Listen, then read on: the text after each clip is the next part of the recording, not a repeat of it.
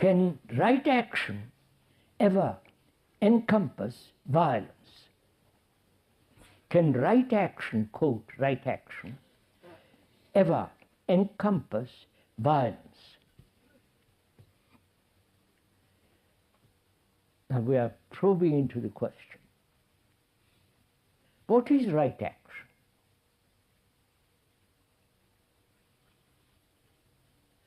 Right action must be right under all circumstances, not depending on pressure, on climate, or one's prejudices, conclusions, ideals.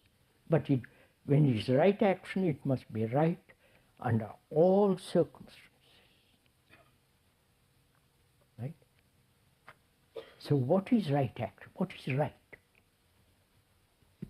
Which means correct, precise, actual, objective, non-personal, right? All that's implied in that word right. Right is not opposed to wrong.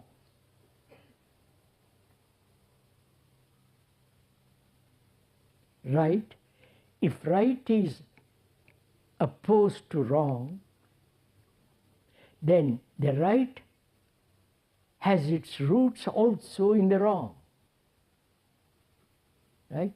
And this needs a little bit inquiry. Is goodness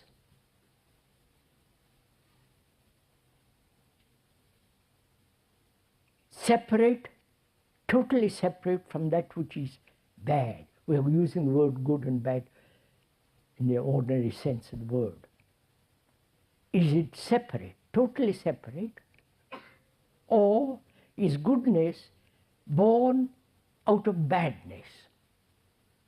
You understand?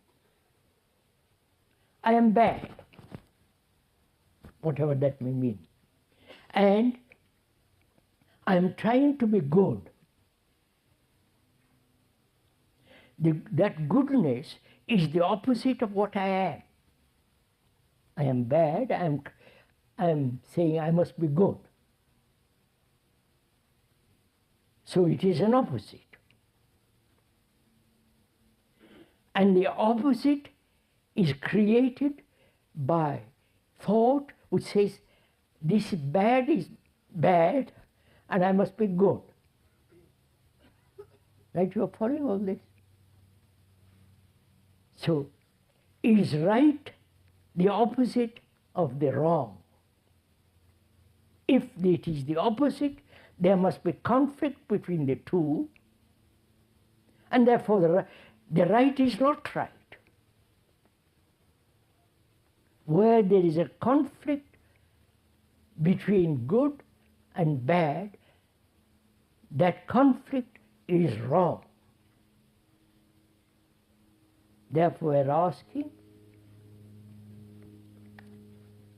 is right totally independent, totally divorced, has no relationship to the bad? Then it is right under all circumstances. But if it is the outcome of the bad,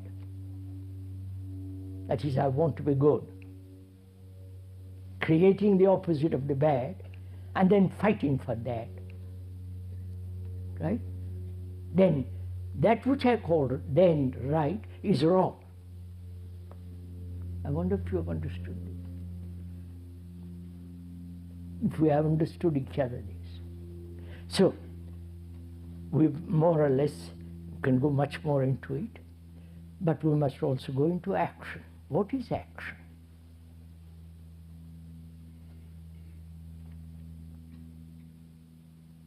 Any movement is action, right? Going from here to your house, sitting here, listening. Action, the doing, not having done or will do. That means acting, present participle. So acting. Now, what is that acting base? What is the root of that acting? The cause of that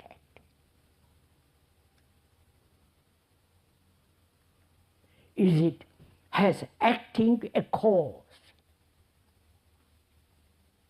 Please, this is very interesting if you go into it. This is not intellectual assessment, intellectual entertainment, but if we go into it very deeply, it brings out something extraordinary.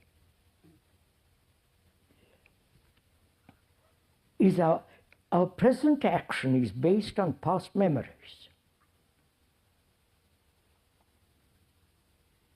or on a future principle.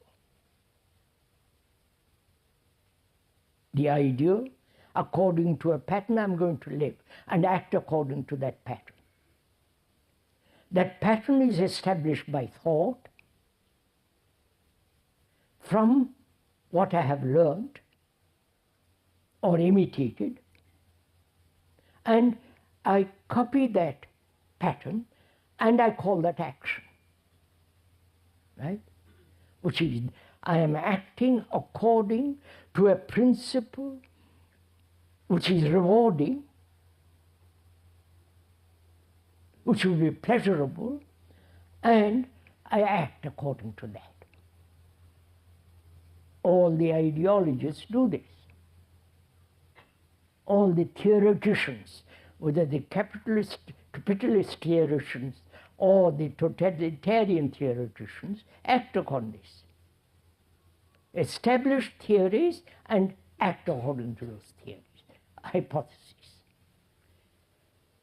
right? So our action is either based on a reward or punishment, obviously.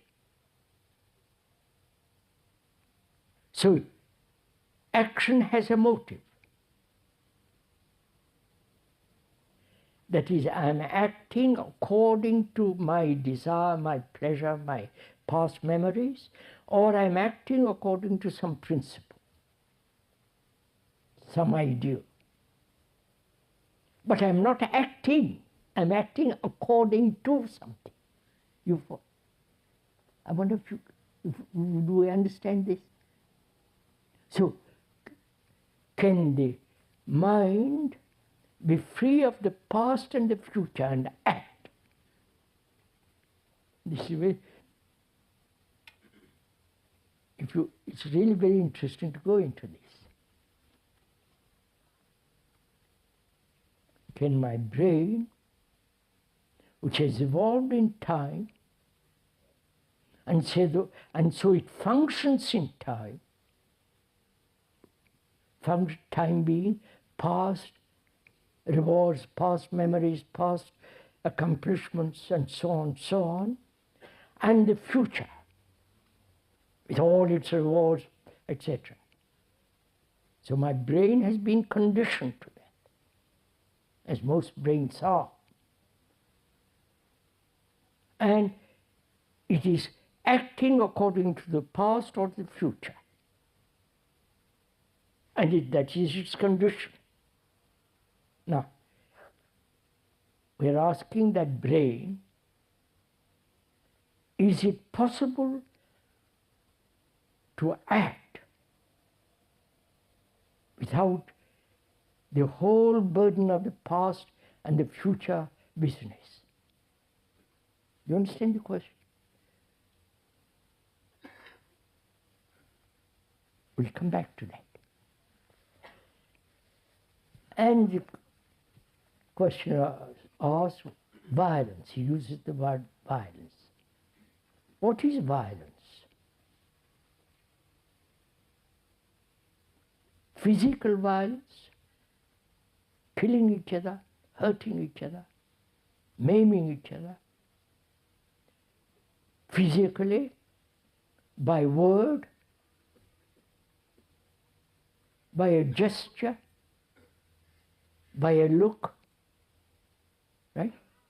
We hurt each other.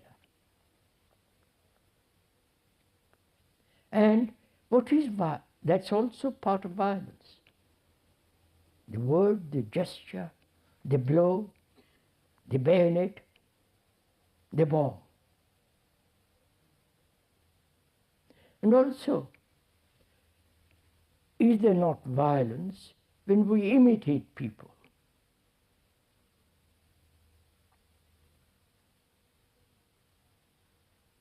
Is there not violence when we are caught in a movement of comparison? I am comparing myself with you, clever, bright, so on, so on. Or I want to be somebody. That's also part of violence. Right? Conformity, comparison, following, obeying, all that is part of violence. We're not saying obeying, going against law. We must be careful here, otherwise the policeman will be after us. So, then realizing this is violence, then we proceed to create a state or a principle called non-violence. Quite the opposite of what I am, what we are. Then what takes place? I have created the idea of non-violence because I am violent.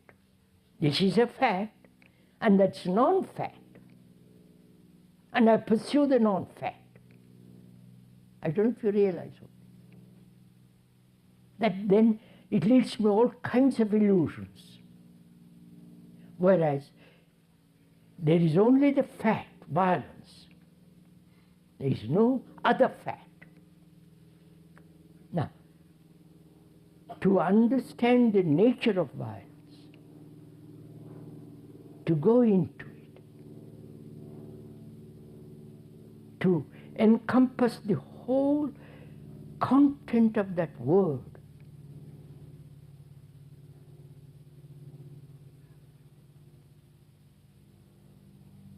and not move away from it, which is not to escape, not to run, not to submerge it, not to suppress it, not to go beyond, just so. What is right action which will encompass the whole movement of violence?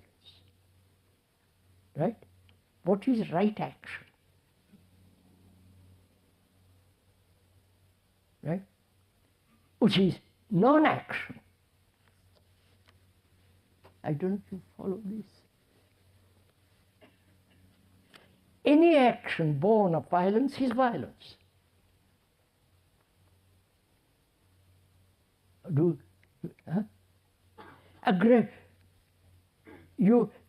One country is aggressive, and you respond with aggressiveness to that country. This is what's happened. And that's positive action, which is considered positive action. You hit me, I hit you back.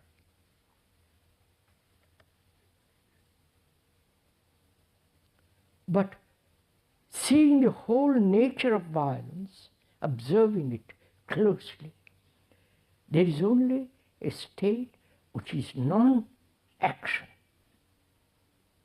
I wonder if you understand this. What is considered positive action with regard to violence in the ordinary accepted traditional sense is to retaliate. Right? This has been our tradition. we own that particular piece of land miles away, and if anybody is aggressive, enters into that land, I send all my warships to it. This is what is happening all the world over. Meet aggression by aggression. And that's considered positive, realistic action. And this has been the history of mankind for thousands of years. So when one investigates into this whole problem of violence, any movement from violence is still violence, right? If one understands this. Therefore, when there is violence, no response to violence, which is the most positive action, right?